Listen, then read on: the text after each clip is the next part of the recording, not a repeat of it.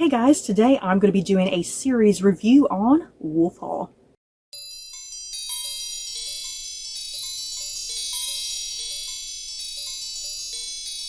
So before I head into my thoughts and feelings on both seasons of Wolf Hall, quick warning, I don't consider history to be a spoiler whatsoever, and I am definitely probably going to be getting into like character deaths in this particular video, but once again, they historically died in real life. Again, I don't consider history to be a spoiler, but if you just don't want to know anything about this show, then just come back at a later point once you've seen it. But yeah, if you don't care, stick around. So as I said, I'm going to be doing an overall series review for Wolf Hall. The very first season of this show aired way back in 2015. And the latest season, season 2, just aired recently here in America. So yeah, the last time that the season was on, season 1, it's been a good decade. You guys, this show has spanned the course of a decade, technically, with only 2 seasons. It's pretty wild. So yeah, back when season 1 was on, I never got around to doing any sort of review on the show. Because when I first started this channel, because I've been doing this channel since like 2013, when I first started this channel, I was primarily very focused on just books and books only, and it's just been in recent years that I've been incorporating a lot more like movies and television shows, because alongside reading, I also love watching TV shows and movies. So yeah, I figured, you know what, I never got around to doing a review on season 1, so I'm just going to combine both seasons. I'm just going to combine both seasons in one video and just my overall kind of general thoughts about both seasons combined. So yeah, as I said, we have 2 seasons that I'm covering. First season 2015, recent season was here in 2025, and this series is based off of the very popular trilogy by Hilary Mantel. And yeah, the plot synopsis that you need to know about this show: it's set in 16th century England, following lawyer Thomas Cromwell as he rises to be one of the greatest advisors in King Henry VIII's court. And whew, this is a great show, you guys. I don't know if I love it. Let me put it that way. I don't know if I love this show, but I do like it, and I do think it's fantastic. I think what's so wonderful about this show is that it pays such meticulous, it has such meticulous attention to detail. It's so very historically accurate, I think. Everything down from the costuming, the hair, the makeup, props, locations, just any little damn thing going on in this show. There's just such rich, meticulous historical accuracy, I think, and I really admire and applaud the show for doing this, because a lot of modern, you know, historical period dramas like this, especially during the Tudor era, a lot of times things are modernized. You know, hair is modernized, clothing is modernized. That way people look way more attractive. You know, they look way more attractive to our modern sensibilities. And it's like, what's so great about this Wolf Hall 2-part season? It's like they don't care about people looking good. You know, they do not care about people looking good, because a lot of the clothing and designs of, like, you know, the clothing, the hair, it's not very attractive. You know, when you're looking at the old portraits of these people, they're not that hot. You know, they are not that hot whatsoever. So yeah, when you're watching something like The Tudors, for instance, you got all these really super hot people in these really hot clothes, and their hair looks great, and then you got these heaving bosoms coming out, you know, from their corsets and whatnot, you know. So yeah, this show is not about that whatsoever. And even the music in this show, yeah guys, this show does not rely on a lot of extra sound in the background whatsoever. For the most part, there is very minimal music. A lot of times the only reason music might be playing is if something really dramatic is going on, or if we're going in between scenes. You know, like if people are just kind of walking down a hallway or something, you know, we have like some music playing. But a lot of times when there's like these really intense, deep conversations between characters, nothing. And that's another thing with this show. It's all very character driven. It's very heavy on the character and the plot. There is nothing spectacular You know, this show is not about the spectacle of the Tudor era, because I feel like a lot of Tudor era movies and TV shows, they do, for once again, for our modern sensibilities, they try to really heighten things up and maybe sometimes over dramatize things, and they take creative historical liberties to make things more interesting, to kind of move the plot a certain direction that they want it to go in, and to make you feel a certain way about characters, you know. And so yeah, they might have like really highly dramatic, over the top music playing, and this show, very much like the costuming, you know, it's more accurate. Like the sounds that you're listening to, that's the sounds you would be listening to naturally during the Tudor period, like if you were in the court of Henry VIII, you know. So even the music, I love the music. I love that this show is all about the character and the plot, more than like the spectacle of the period, which it's so easy to get yourself sucked into. Now, here is the downside with this show. As much as I really like it, this show, and even the books by Hilary Mantel, you have got to be a die-hard nerd when it comes to the Tudor era. Because this show, it doesn't waste its time on trying to explain things to you. You're kind of thrown into events. You just meet people, and you're kind of expected to know who these people are. You're expected to be able to follow the story. This show is definitely treating you like an intelligent viewer. It's not here to hold your hand and explain things to you. It's definitely for diehard people who love the Tudor era, and you know who these people are, you know what they're talking about, you know the historical context and backdrop that they're referencing and talking about. I honestly, if I was to recommend this show to somebody, I wouldn't recommend it to just some casual lover of historical fiction, because I think you're going to find this show to be slow, you're going to find it to be boring, and you're going to be confused. Because for me, I'm very, very, very familiar with the Tudor era, and a lot of stuff going on here, I could go from point A to point B to point C. I could figure out the context that they were talking about. I could figure out the person they were talking about. I could figure out relationships, you know. I didn't need anything explained to me. I knew exactly what was going on. And a lot of times, even the humor of this show, there is a very specific type of humor to this show. And once again, I feel like you've got to be a diehard nerd of Tudor history to get the humor. Because a lot of times you're not really sometimes given that context of the humor, and you kind of got to figure that humor out, you know. Again, this show is treating you like a diehard Tudor nerd, and you're expected to know what the hell is going on. So again, I think that's the one downside of this show. I don't think a casual person could just walk into this show, because, like I said, it's going to be too slow for you, it's going to be too boring for you, and it's going to be too confusing for you. And yeah, like, I was watching this show with my mom, for instance, and occasionally while we were watching it, she sometimes didn't quite understand who was being talked about. She didn't know some of the historical background information going on, and so sometimes after an episode would end, I would have to sit and answer a couple of her questions about, okay, what character were they talking about here? What is some historical backdrop here? You know, like Lady Margaret Pole, for instance, you know, because Lady Margaret Pole, I think, is in episode 2, I want to say. There is so much rich detail with Lady Margaret Pole. None of that is explained in this show. You're kind of expected to understand her relationship to Henry, why she feels the way about Henry that she does, why she is seeking advancement for her family. You know, there's a lot of very rich historical context with Lady Margaret Pole and just the Poles in general. Yeah, because you have like Cardinal Pole off in Rome doing his own thing, you know.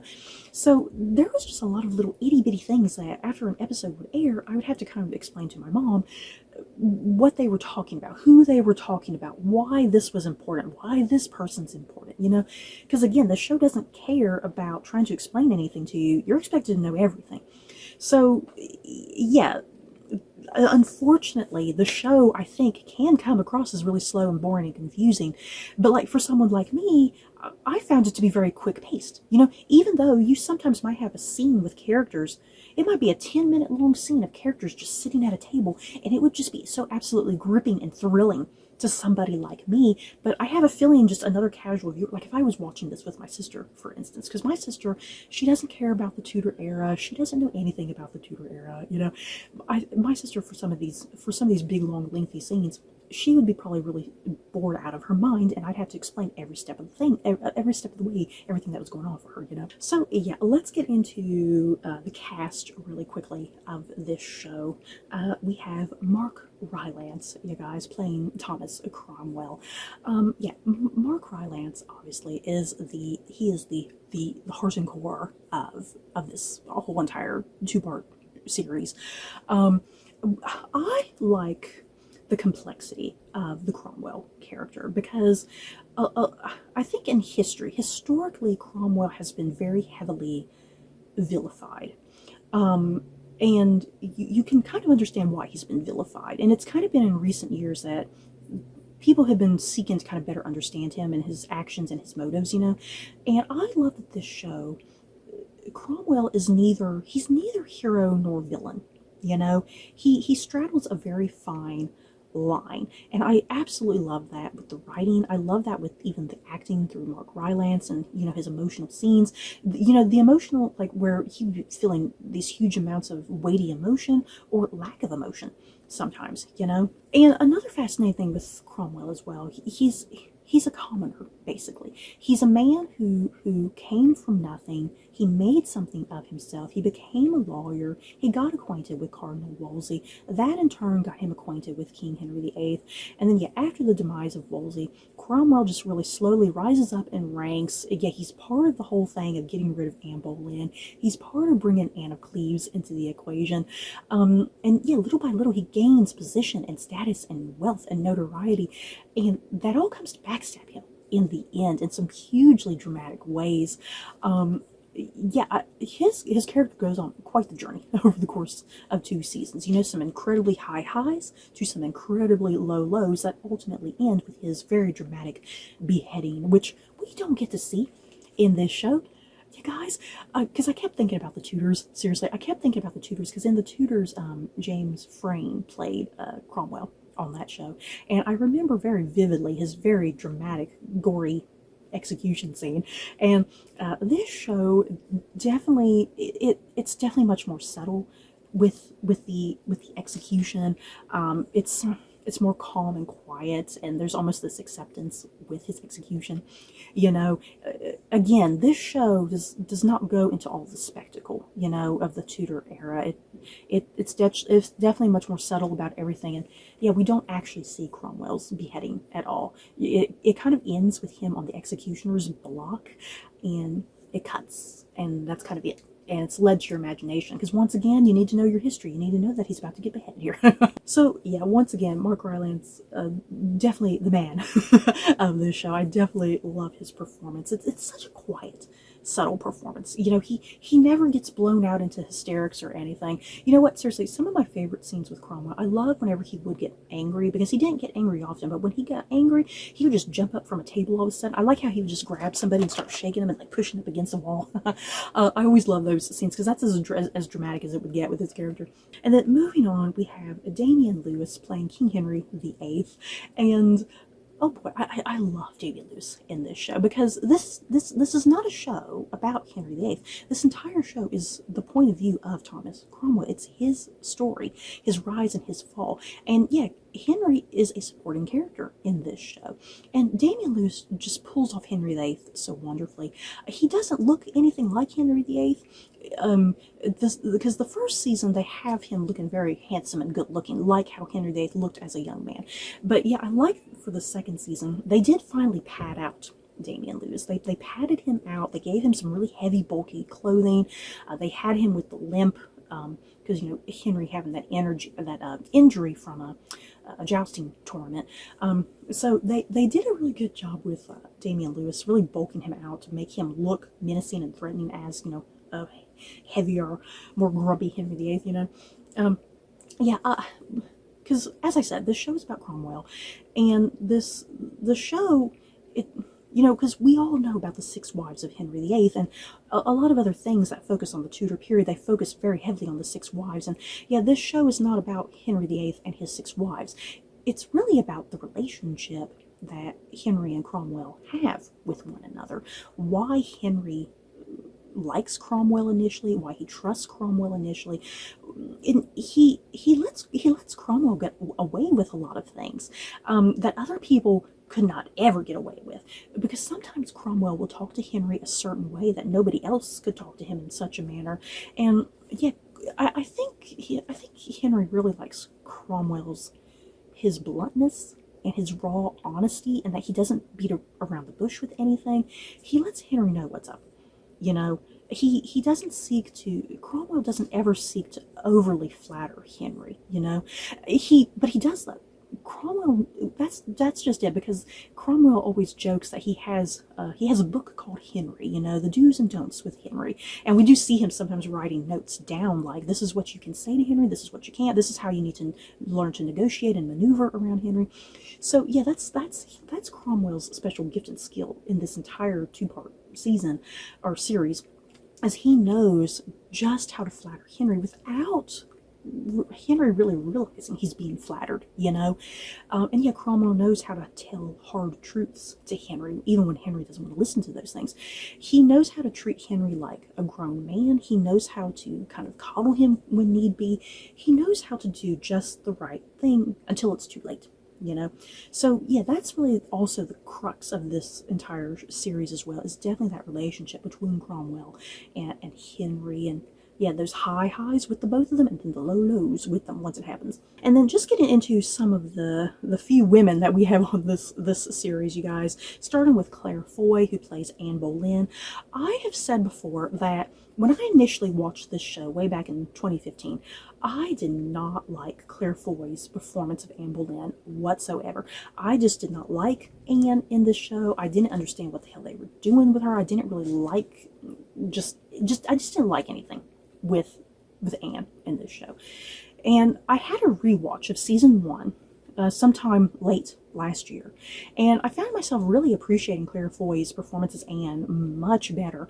I think now that I've read the books by Hilary Mantel, and I've just learned a lot more about Anne Boleyn in the process, you know. I definitely have a greater appreciation for Claire Foy's performance, because, and I think I have a better understanding of what she was kind of going for, because this is definitely an Anne, as depicted by Claire Foy, this is definitely an Anne that's much more kind of cold and calculating, you know, much more subtle, an Anne who definitely knows what she's doing and thinks she knows she's doing what's right until it kind of all falls apart on her, you know.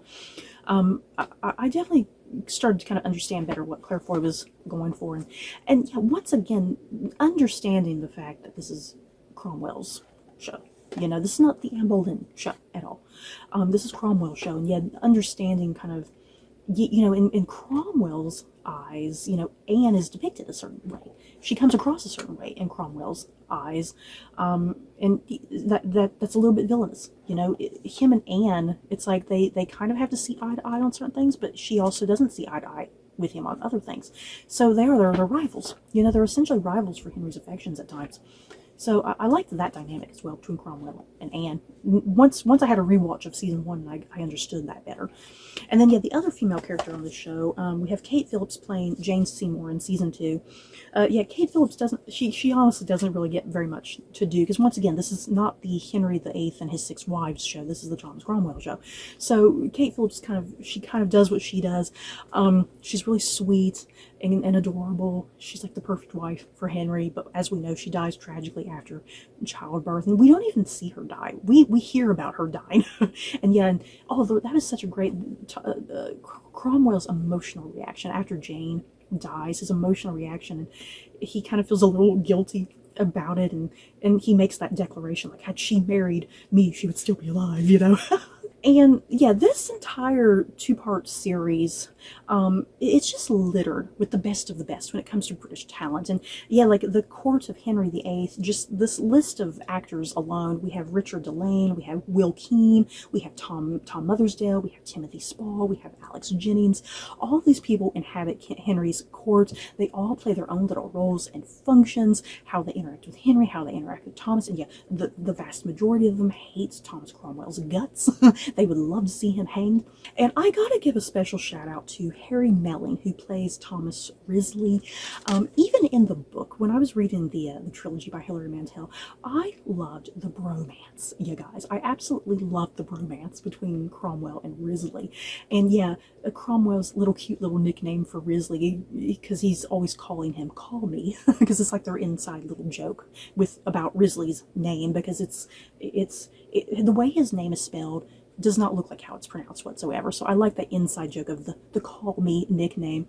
But yeah, Harry Melling, I definitely got to give a huge shout out to Harry Melling, because we all know him as Dudley Dursley from the Harry Potter franchise. And it's been in recent years that Harry Melling has really come out, and he has just been, every little thing he's been in, he's always a showstopper. I loved him in like The Queen's Gambit.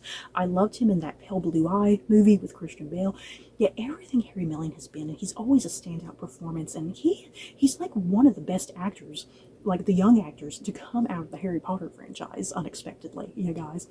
And yeah, him playing Risley, once again, I love that bromance between him and Cromwell, and yeah, kind of that betrayal, that betrayal that happens in the final couple episodes between them, just so dark and so dramatic, and yeah, kind of the guilt and shame that you see on Risley's face as things are falling apart, and like I didn't really want to do all this to you, but I have to, and I'm trying to help you out as best I can, so yeah, shout out to Harry Melling's absolute stunning performance as Risley. And yeah, we can't forget about Jonathan Pryce. He played Cardinal Wolsey back in season 1, and yeah, he died in season 1, but then he comes back as like a ghost in season 2, and he's always there, in a dark corner talking to Cromwell and trying to give Cromwell advice from the afterlife.